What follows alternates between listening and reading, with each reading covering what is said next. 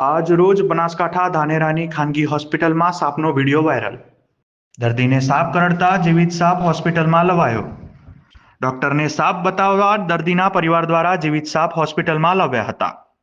સાપ પકડનારે હોસ્પિટલની ગેલેરીમાં બરણીમાંથી જીવિત સાપ નીકાળી વિડીયો બનાવ્યો. અનેક લોકોની હાજરીમાં જીવિત સાપ સાથે વિડીયો બનાવતા અચરજ. વિડીયોમાં દેખાતો સાપ બ્લેક કોબરા ઝેરીલો સાપ ગણાય છે. બ્લેક કોબરાના ડંખ બાદ માણસને તાત્કાલિક સારવાર ન મળે તો મૃત્યુ પણ નિપજી શકે છે.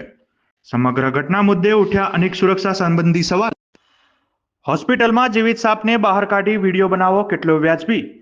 સાપ જીવિત હોવાથી ગુસ્સામાં આવીને લોકોને ડંખ માર્યો હોત તો જવાબદારી કોની?